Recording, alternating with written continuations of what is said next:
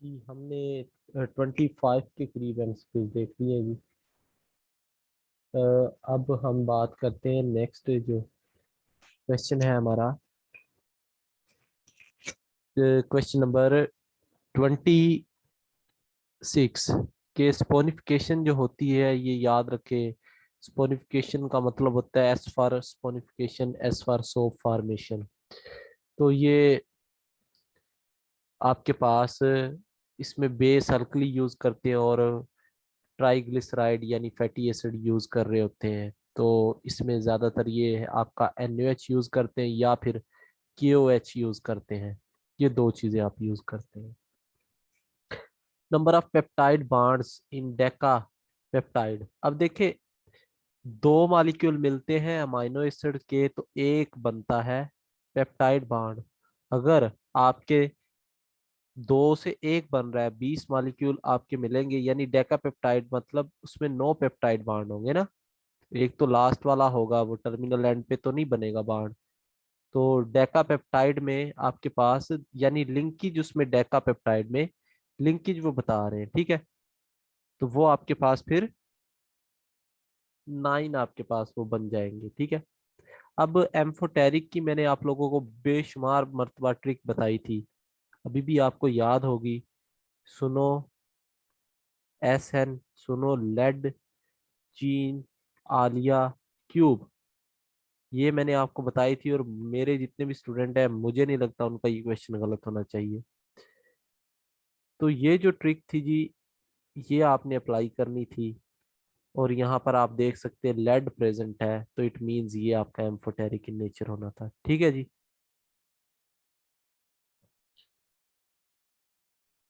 क्योंकि मुझे पता था इस तरह के क्वेश्चन पूछे जाते हैं, तो डेट्स वाई मैंने इनकी ट्रिक्स बनाई थी आप लोगों के लिए। फिर zinc is responsible for release and storage of, इसका ऑप्शन क्या हो सकते हैं जी? इसके ऑप्शन आपको पता है इसके जी? इसके ऑप्शन हमारे पास अवेलेबल नहीं है, चले इसको लास्ट में देख लेंगे अगर पता चलते हैं इसके ऑप्शन तो। इसके बाद है जी buffer use in alkalimetric titration.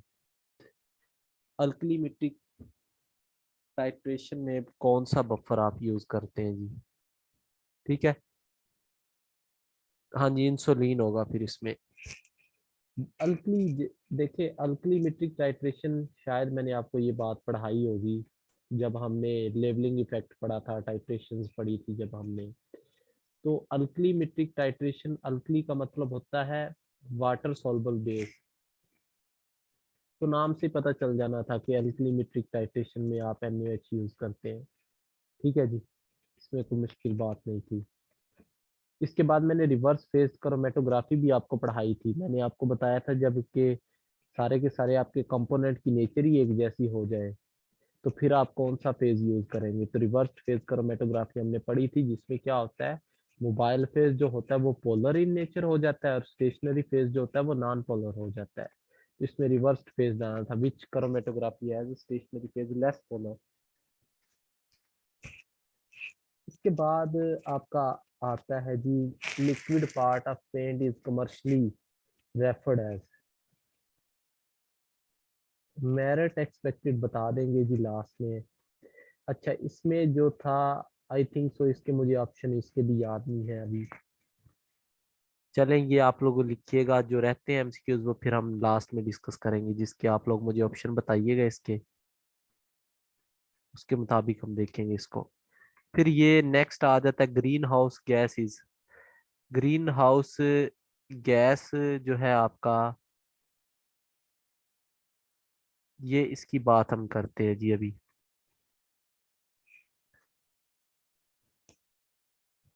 ये ग्रीन हाउस गैस पूछा गया था या ग्रीन हाउस इफेक्ट किस वजह से है? हाँ जी, ग्रीन हाउस इफेक्ट पूछा गया होगा, क्योंकि देखिए अब ग्रीन हाउस इफेक्ट मतलब होता है ये आर्टिफिशियल होता है आपका। जो आप ग्लास वगैरह यूज कर रहे होते हैं ना, बाजुकात आप सब्जियों को पकाने के लिए, ठीक है, इस्तेमाल करते, तो आप एक ग्लास ले लेते हैं या शॉपर टाइप होता है वो, ठीक है जी। तो ऊपर से आ रही होती UV रेज, यूवी रेज आती हैं, तो यहाँ आपकी वो सोयल होती है, अब सोयल कुछ पार्ट जो होता है ये ग्लास से टकराता है, ये जो होता है कुछ पार्ट इसका एब्जॉर्ब कर लेते हैं ये सोयल, और रिमेनिंग जो होती है वो आपकी एनर्जी जो होती है वो ट्रांसफर हो जाती है, आती तो यूवी है, जाती आई आर है। यानी हाई एनर्जी की आई थी, लो एनर्जी की चली जाती है, ठीक है। तो अब देखिए रेडिएशन एब्जॉर्ब हो गई ना, यहाँ पर रेडिएशन गेन हो गई है। तो कॉन्सेप्ट जिसको था तो वो तो ये इजीली पिक कर जाएगा। रेडिएशन गेन ये पढ़ाया हुआ है मैंने क्वेश्चन आप लोगों को, इन्वायरमेंटल केमिस्ट्री में ये बातें बताई थी अगर आपको याद हो तो। तो रेडिएशन गेन इसका आना था जी, रेडिएशन हीट गेन।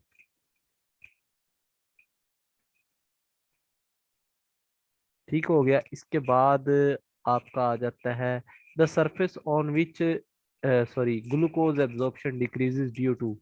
ये याद रखने वाला एमसीक्यूज है, विटामिन डी होता है बेसिकली। और which carbohydrate is present in milk, ये बात तो मैंने आपको बताई है, मुझे याद है। कार्बोहाइड्रेट स्पेशली मैंने आपको पढ़ाए थे, मैंने बताया था कि मिल्क में सिर्फ आपके पास लैक्टोज पाया जाता है, ये बात मैंने बताई है, मुझे याद है। इसके बाद ये बात भी मैंने बताई है एड्सोर्बेट एड्सोर्बेंट, जब हमने सरफेस केमिस्ट्री पढ़ी थी। देखिए अगर आप लोग फोकस करते ना, मैं नहीं समझता कि जो बच्चा लेक्चर ही सुन के गया था ना उसके 40+ मार्क्स थे, जिसने जस्ट लेक्चर ही सुने थे। तो एड्सोर्बेट चलेंगे, आप देख लीजिएगा, विटामिन डी भी होता है वैसे तो। एड्सोर्बेंट और एड्सोर्बेट का कॉन्सेप्ट जो है, एड्सोर्बेंट बेसिकली वो सरफेस होती है जो अलाउ करती है एड्सोर्बेट को कि आकर ऊपर अटैच हो जाए। एड्सोर्बेट वो चीज होती है जो आकर अटैच होती है, ठीक है जी। ये पूछा गया था क्वेश्चन आपका। अब यहाँ पे एक्चुअल में ऑप्शन नहीं है, तो मैं जो गिवन एक दो ऑप्शन है उसके मुताबिक आपको सूटेबल बता रहा हूँ, क्योंकि ये पीडीएफ सिलेक्ट करने का मकसद ये है कि यहाँ पे जो मोस्टली एमसीक्यूज है वो आपको गिवन है। अब ये तो आसान था कि थर्मोडायनेमिक्स सॉलिड स्टेट भी पहले उन्होंने मेंशन किया हुआ है ना, कि solid state, thermodynamics, metallurgy, ceramics, synthesis characteristics, novel material is called. तो ये सॉलिड स्टेट केमिस्ट्री आना था, सॉलिड स्टेट केमिस्ट्री से ये एमसीक्यूज लिया गया था जी। इसके बाद ये अगर आप विकीपीडिया या गूगल वगैरह देखें तो यही सेम डेफिनेशन उठा के कॉपी पेस्ट मारी हुई है उन्होंने। तो कोई ये कोई इतना खास अच्छा पेपर नहीं था कि अगर उसने बनाया था तो मेरा नहीं मानना कि ऐसी चीजें उसे देनी चाहिए थी। कॉन्सेप्चुअल पेपर होना चाहिए था, और ताकि आपको पता तो चलता कि आप पेपर दे रहे हैं। इंफॉर्मेटिव बेस्ड जो होता है फिर वो लोग शिकायत ही करते हैं कि जी सारी इंफॉर्मेशन थी, याद करने वाली चीजें थी। तो मैं तो खुद इस चीज के खिलाफ हूँ। तो कॉन्सेप्ट देने चाहिए थे ताकि बच्चों को पता तो चलता, जैसे प्रीवियस पेपर आते रहे हैं, अच्छे कॉन्सेप्ट मिलते रहे पेपर्स में। बच्चा 40 मार्क्स लेना बच्चे के लिए मुश्किल हो जाता था, यहाँ पर अब बस खोते घोड़े एक बराबर है ऐसे समझ ले आप। जिसने रट्टा लगाया होगा वो तो बहुत कामयाब है। अब सॉलिड की बात होती, क्रिस्टल जो होते हैं आपको पता है मेल्टिंग पॉइंट डिफरेंस, एक्चुअल में ये क्वेश्चन भी बड़ा उन्होंने गलत दिया हुआ है बनाने वाले ने ना, पता नहीं क्या पेपर मेरे समझ से बाहर है जी। ये पेपर देखने के बाद मुझे हैरत जरूर हुई है कि क्रिस्टलाइजेशन का जो प्रोसेस होता है वो एक्चुअल में सोलबिलिटी के डिफरेंस पर वर्क करता है, सोलबिलिटी के डिफरेंस पर। यहाँ पे उसने मेल्टिंग पॉइंट लिखा हुआ है। और अगर हम यहाँ पे कोलिगेटिव प्रॉपर्टीज की बात करें कि इम्प्योरिटी अगर प्रेजेंट है तो उसका मेल्टिंग पॉइंट बॉइलिंग पॉइंट दोनों इफेक्टेड होते हैं। तो अब आप किस चीज को जस्टिफाई कर रहे हैं यहाँ पे, मेरी समझ से बाहर है बात। अगर वो बंदा पेपर सेट करने से पहले थोड़ा सा दिमाग लड़ा लेता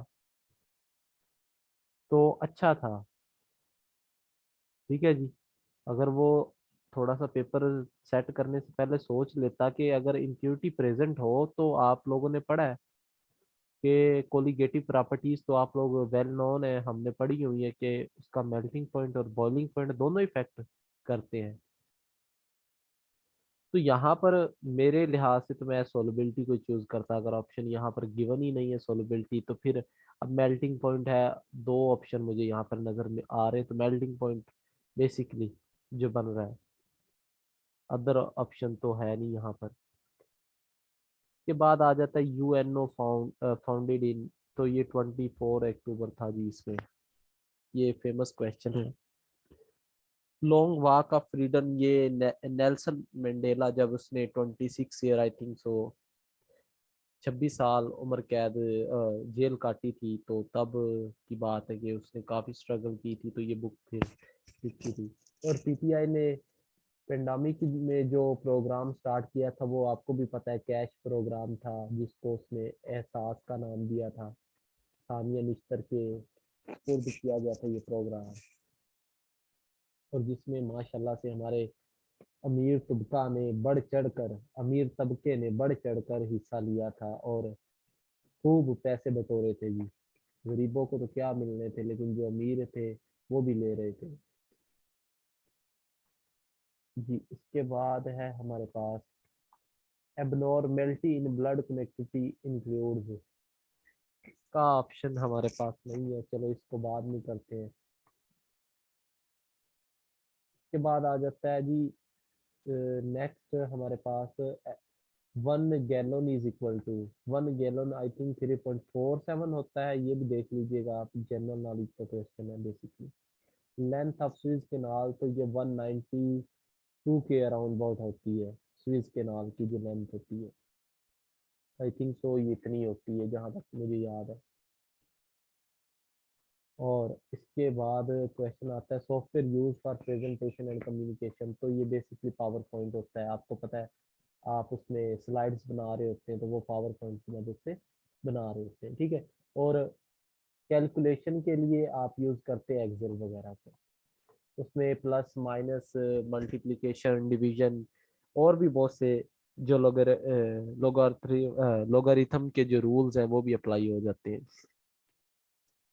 अब ये पीएच पूछी गई थी, अब आपको तो पता है ना, minus log of hydrogen ion concentration, तो यहाँ पे 10⁻⁻7 आना था, और ये पावर नीचे आ जाती है -7 इंटू -1, तो log 10 जो होता है वो आपको पता है 1 के इक्वल होता है, ठीक है।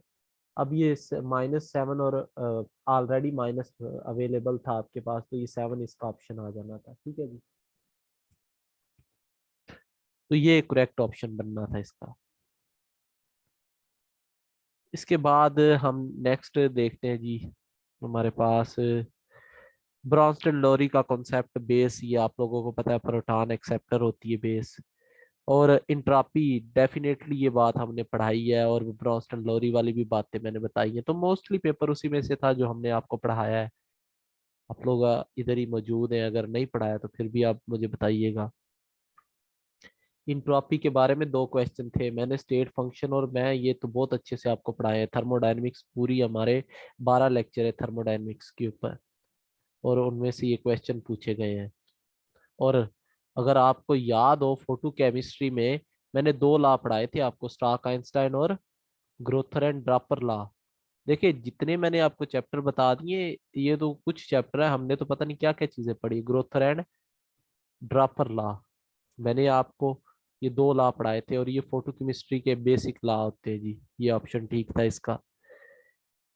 इसके बाद अगर हम बात करें कि यूवी विजिबल स्पेक्ट्रोमीटर, मैंने आपको याद होगा आपको लोगों को कि असाइनमेंट दी थी कि यूवी विजिबल और आईआर का इंस्ट्रूमेंट आपने करना है, उसमें से क्वेश्चन पूछ लेते हैं।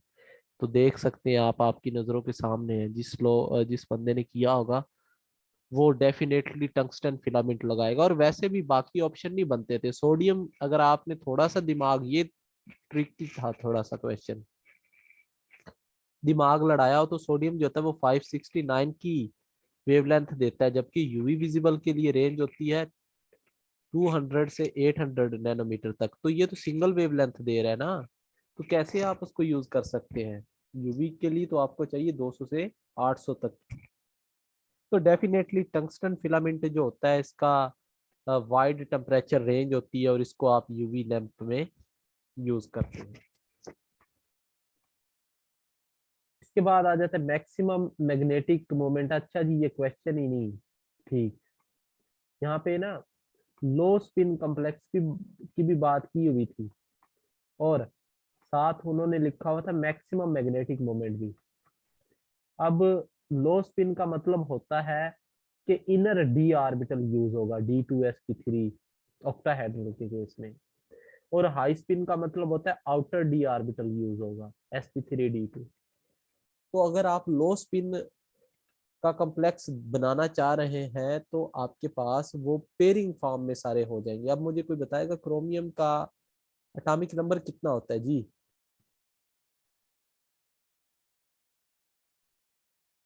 जी कितना होता है? 24 सर। 24 होता है। तो 24 में से 2 इलेक्ट्रॉन निकाल दें। 1 मिनट वेट करें, अजान हो जाए फिर हम देखते हैं।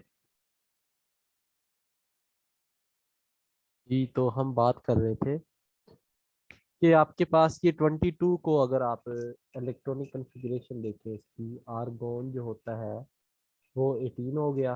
पीछे कितने बच गए जी? 4 इलेक्ट्रॉन। तो डी इसमें 4 आ जाएंगे। ऐसे अगर गलती हो तो बताइएगा। 1 2 3 4 हंड्रेड रूल ये कहता है, लेकिन आपने यहाँ पे कंडीशन बता दी है कि लो स्पिन होनी चाहिए। लो स्पिन का मतलब है यहाँ से इलेक्ट्रॉन उठा उठा के पेयरिंग करवाते जाए आप। तो ये पेयर हो गया, ये भी पेयर हो गया। अब इसमें तो बचता ही नहीं है, कोई अनपेयर्ड इलेक्ट्रॉन ही नहीं है, तो मैग्नेटिक मोमेंट कैसे निकलेगा?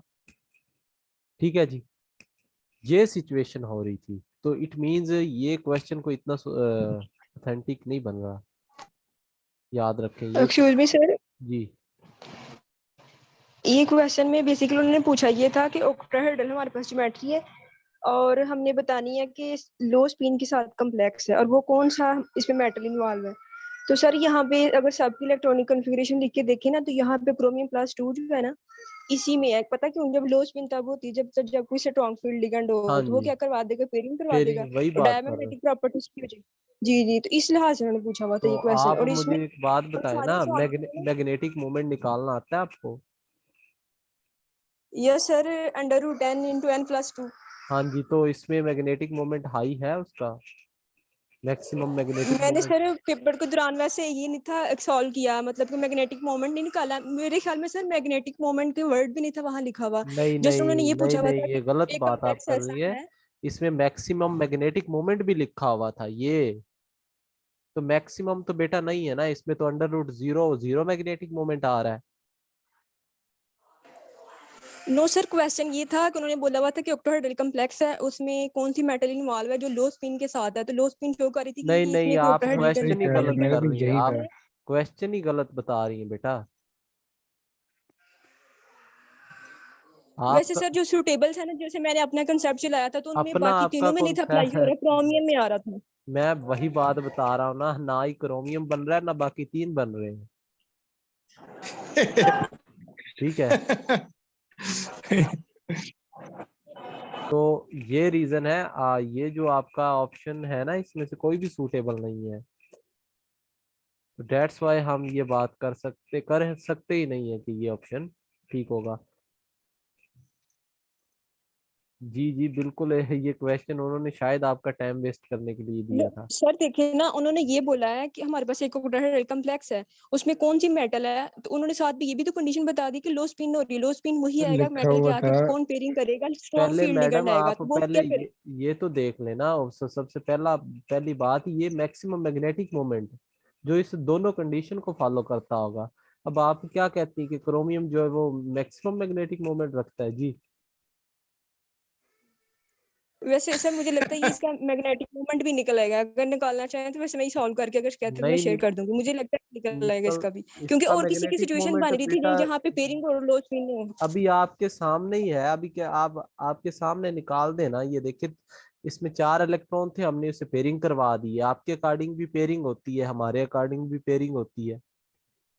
और पेयरिंग होने के बाद इसमें अनपेड इलेक्ट्रॉन 0 बच जाते हैं। मैं तो इनको तीसरा साल है मेरा, मैं पढ़ा रहा हूँ पीपीएससी केमिस्ट्री। जी सर, ठीक ठीक। तो अनपेड इलेक्ट्रॉन इसमें 0 आ जाते हैं। लेकिन मुझे लगता है सर, वहां पे जब मैंने क्वेश्चन पढ़ा था ना, मेरे ख्याल में मैग्नेटिक मोमेंट की बात नहीं थी, और बस उन्होंने इतना ही अच्छा, पूछा बस हुआ था, आप लेकिन पता बेटा नहीं ऐसे अपनी मेरे भी बात पे मे कायम है भी ना, माइंड में नहीं मैंने। तो ठीक है, आपका ठीक हो जाएगा अगर आपको ये लगता है। लेकिन बाकी जो 14-15 लोग हैं वो ये सर कह इसके रहे अलावा भी मैंने। वो यही कह रहे हैं कि ये मेंशन था ऊपर, ठीक है, मैक्सिमम मैग्नेटिक मोमेंट का जी जी। जी सर, मेंशन है। मैग्नेटिक मूवमेंट था, और मुझे फौरन से वो फार्मूला याद आया। मुझे ये भी याद है, जिस बच्ची से आपने पूछा था मैग्नेटिक मूवमेंट का फार्मूला, और अनिला मैंने नजीर से, आपको तो एक ये ट्रिक सब भी बड़ा था बताई ये हुई है, क्वेश्चन। अगर आपको याद जी हो। जी बिल्कुल। अंडर रूट सॉल्व करने की भी मैंने ट्रिक बताई थी, और मैंने बताया भी था ये क्वेश्चन आएगा पेपर में। तो अब बेटा मैं इतने साल हो गए हमें पढ़ाते हुए, तो फिर इतना तो नहीं, हम भी नहीं कि जी आपको गलत बताएंगे। डेफिनेटली आपको ठीक बता रहे हैं हम, ये क्वेश्चन ही रॉन्ग है, ठीक है, ये याद रख लें। अब वो उसकी मर्जी है ना, वही बात मैं पहले भी कर गया हूँ कि पेपर कोई इतना स्टैंडर्ड का नहीं है जिसको देखकर आप कहे जी बहुत अच्छा पेपर था। इसके बाद आ जाता है maximum magnetic moment in low spin complex. ये तो हो गया, चले। ग्विटर जो होता है वो आयोडीन की, ये हैलोजन के यूजेस अगर आपने पढ़े तो वहां से लिया गया था। इसके बाद आ जाता है 55 to extract aluminium cyanide and cyanide is used as masking agent. Cyanide, tartrate and EDTA can be used as a masking agent used in। तो देखें इसमें EDTA जो होता है ये बेसिकली मास्किंग एजेंट भी यूज एजेंट के तौर पर भी यूज हो जाता है। मास्किंग एजेंट वो होता है जो कम्प्लेक्स बना ले दूसरी सब्सटेंस के साथ और उसको रिएक्शन में पार्टिसिपेट ना करने दे। तो EDTA बहुत अच्छा कम्प्लेक्सिंग एजेंट भी होता है और मास्किंग एजेंट भी होता है। तो इसका मोस्ट सूटेबल तो यही आना चाहिए।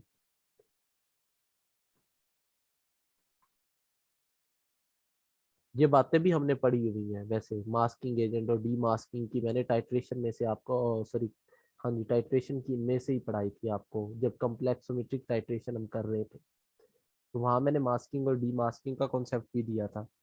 इसके बाद बात करते हैं हम ट्रांसपोर्ट नंबर की। तो ट्रांसपोर्ट नंबर होता है कि जी करंट कितना कैरी कर रहा है एक आयनिक आयनिक स्पीशी है ना, उसमें से दो जो आयन होते हैं पॉजिटिव और नेगेटिव, उनमें से एक जो स्पीशी है या दोनों स्पीशी है वो कितना करंट कैरी करती है, तो वो आपके पास होता है ट्रांसपोर्ट नंबर। फिर आ जाता है मूवमेंट ऑफ मॉलिक्यूल। ये तो बहुत आसान था, डिफ्यूजन होता है साइक्लोब्यूटाडाइइन। अब मैंने जीओसी के लेक्चर अगर आप लोगों को सेंड किए थे तो आपने शायद पढ़े हो, या आपको मैंने सेंड ही नहीं किया, मुझे आइडिया नहीं है अब उसका।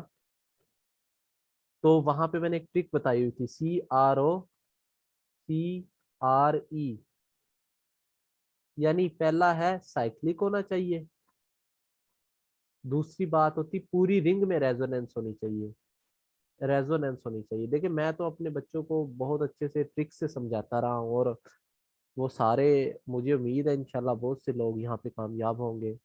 और ओ मीन मैंने बताया था आड इलेक्ट्रॉन पेयर होने चाहिए, यानी अभी देख लेंगे आप। और CR इसका भी सेम है, और इवन होना चाहिए, ये E फॉर इवन।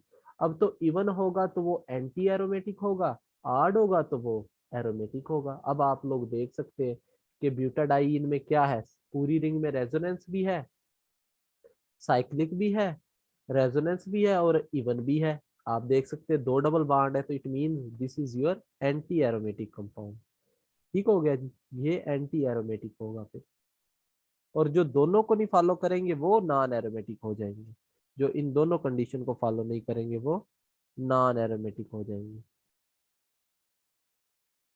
इसके बाद है जी which is incorrect about entropy. तो ये बहुत दफा बात हो चुकी है, दो ही पाथ फंक्शन मैंने आपको बताए थे, हीट और वर्क। तो इसमें तो कोई भी नहीं है, इंट्रॉपी आपका स्टेट फंक्शन होती है, ये गलत थी। इसके बाद entropy is measure of randomness. No conjugation cyclohexane, single bond में कहाँ से कॉन्जुगेशन आएगी।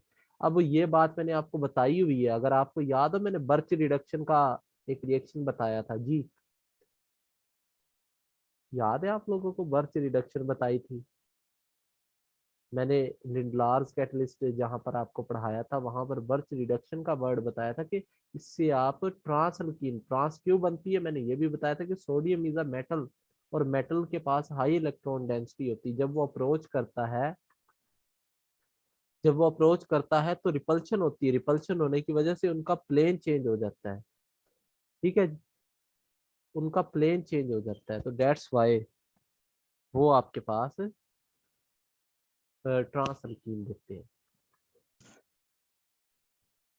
इसके बाद आ जाता है फिनाइल एसिटाइलिन विद, ये हो गया।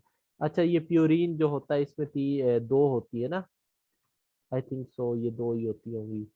इसको याद करना है, पग, P for purine, A adenine और गावानिन। ठीक है जी।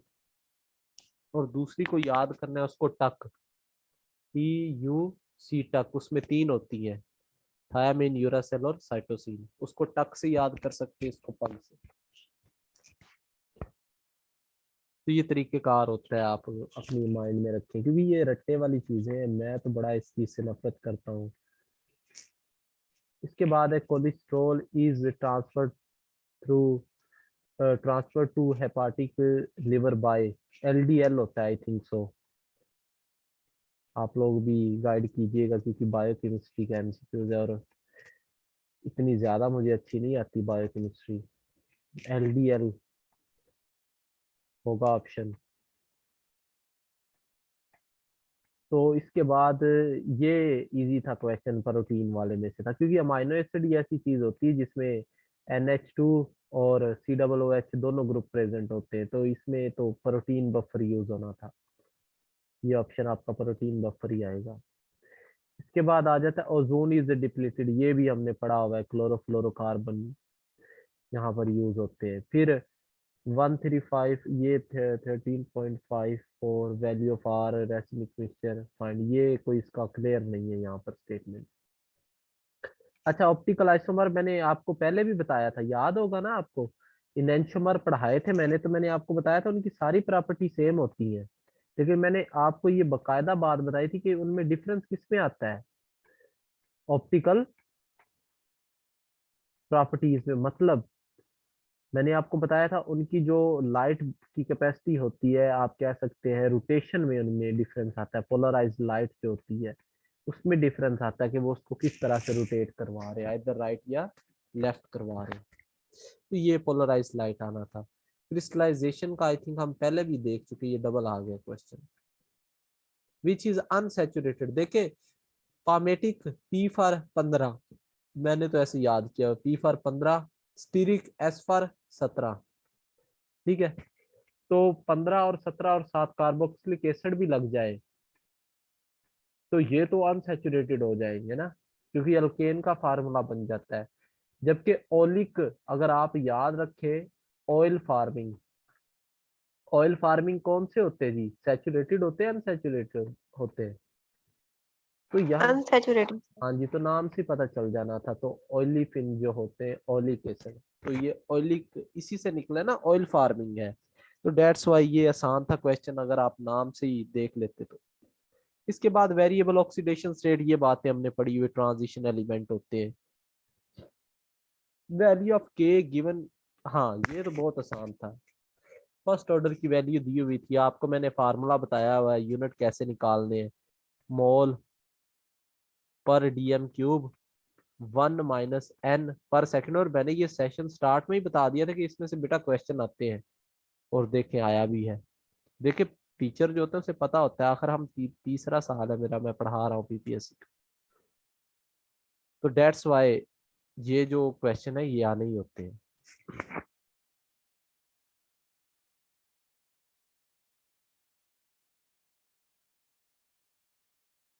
इसके बाद हम देखें अगर नंबर ऑफ लोन पेयर, ये तो आसान था, दो होते हैं।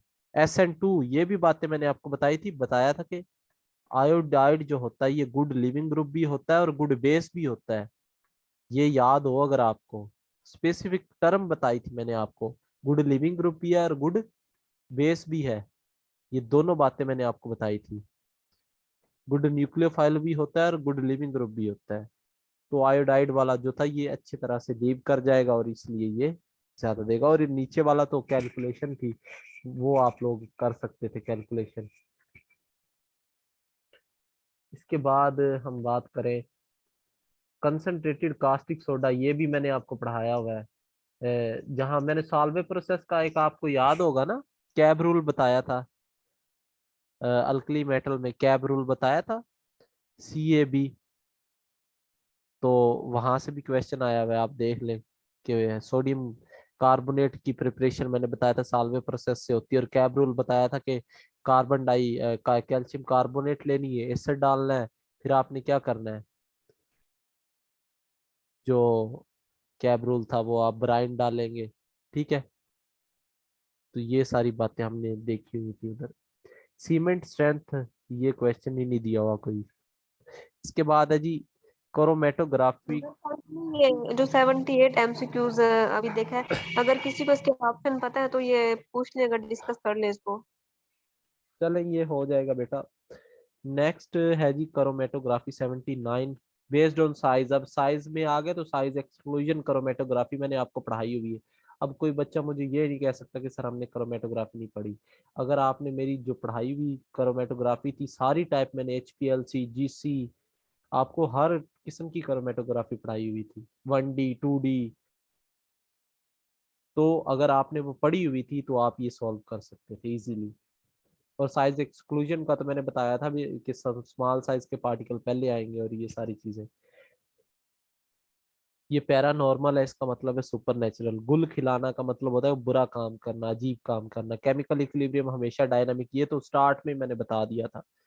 और ये माइनस करना आपको आता है, और ये 5 कंसेक्यूटिव टर्म में से आप कर लेंगे इसमें से भी। ठीक है जी। इसके बाद आ जाता है विच वन इज एडवर्ब। ये तो मेरे ख्याल में कुछ कच्ची पक्की का सवाल है, आपने FSC के पेपर भी दिए होंगे तो वहां भी पूछ लेते हैं कि क्विकली LY जिसके साथ आता है तो ये हो जाएगा। इसके बाद full name of China, China को the republic of China, Taiwan का नाम होता है। इसके बाद आ जाता है वेव पार्टिकल ड्यूरेटिविटी, ये भी मैंने पढ़ाया हुआ है। ये 87 क्वेश्चन थे बेटा। अब आप लोगों ने कोई भी सवाल करना है तो पूछ सकते हैं जी। आज हमारी डेमो क्लास होगी 8 बजे इंशाल्लाह। और उस डेमो क्लास में हम नेक्स्ट जो हमने स्टार्ट करनी प्रिपरेशन, उसके मुतालिक आपको बताना है। और हमने ये सोचा है कि 1 मंथ कंप्लीट आपको FSC करवाई जाएगी। कंप्लीट FSC 1 मंथ में करवा दी जाएगी, और इसके जितने भी टेस्ट हैं 24। ठीक है जी। हाँ जी, अगर आपके 76 बनते तो आपको इंटरव्यू के लिए जरूर तैयार करना चाहिए, और हम सेशन भी स्टार्ट करवा रहे हैं। तो 1 मंथ FSC की प्रिपरेशन होगी और 2 मंथ आपकी BSc की प्रिपरेशन होगी। ठीक है, 2 मंथ आपकी ये होगी, 1 मंथ आपकी यहाँ से प्रिपरेशन होगी। तो 3 माह का ये सेशन होगा, और तकरीबन 60 के करीब आपके टेस्ट होंगे, और टेस्ट की डिस्कशन भी होगी, हर चीज होगी। और साथ जनरल नॉलेज का सेशन भी होगा। जनरल नॉलेज से ये होगा आप 1 पेपर की तैयारी भी कर सकते हैं। ठीक है, और अगर कोई ज्वाइन करना चाहे तो वो ये नंबर है, उस पर व्हाट्सएप पे कांटेक्ट कर सकता है, 0306515757 ठीक है जी। फीस इसकी 4500 है, यानी पूरे सेशन की जो फी है वो 4500 है जी, और बहुत मिनिमम फीस है। ठीक है जी। सर मेरिट बता दें कितना बनेगा। मेरिट देखें, अभी जो मैक्सिमम चांसेस है वो 60 के अराउंड अबाउट मेरिट होगा। इतना कम भी नहीं होगा और इतना ज्यादा भी नहीं होगा, 60 के अराउंड अबाउट मेरिट के चांसेस हैं। बाकी हम 3 माह का सेशन स्टार्ट कर रहे हैं। ऑलरेडी हमारे माशाल्लाह से सारे स्टूडेंट हमारे ऑलरेडी प्रेजेंट है, और 130 का बैच था जी हमारा लास्ट टाइम। ठीक है जी, अगर आपका कोई सवाल है तो पूछ सकते हैं, वरना फिर हम ये मीटिंग एंड करते हैं, और ये लेक्चर आपको यूट्यूब पर अवेलेबल होंगे, वहां से आप सुन सकते हेलो हैं जी। हेलो जी जी। सर जी मैं इंडिया से हूँ। अपने इंडिया से पेमेंट का मेथड क्या है, मतलब आप इंडिया इंडिया से पेमेंट ले सकते हैं क्या? नहीं जी, सॉरी फॉर दिस। इंडिया से हम पेमेंट क्योंकि वसूल नहीं, और ये बेसिकली सेशन है पीपीएससी के लिए, पंजाब पब्लिक सर्विस कमीशन का। तो हाँ हाँ सर। इसलिए पाकिस्तानियों के लिए ये टेस्ट होता है, तो इंडिया के लिए तो वो बेनिफिट भी नहीं होगा फिर। सिलेबस तो सेम ही होगा ना सर, क्वेश्चन कुछ अलग होंगे। चले, आप मुझे मैसेज कीजिएगा, अगर एडजस्टमेंट हुई तो मैं देखूंगा फर्दर। ठीक है सर, ये हाँ आप देख लीजिए फिर करेंगे। हाँ जी, मैं, आप मुझे पर्सनली ये नंबर दिया हुआ है, आप उस पर रब्ता कीजिएगा, फिर ओके सर। अगर पॉसिबल हुआ तो आपको एडजस्ट कर लेंगे। बाकी जो लोग भी ज्वाइन करना चाहें हमें, वो हमारा डेमो लेक्चर आज स्टार्ट है, 8 बजे क्लास होगी, आप लोग वहाँ भी हमें ज्वाइन कर सकते हैं। तो ठीक है जी, wish you best of luck. अल्लाह हाफिज़।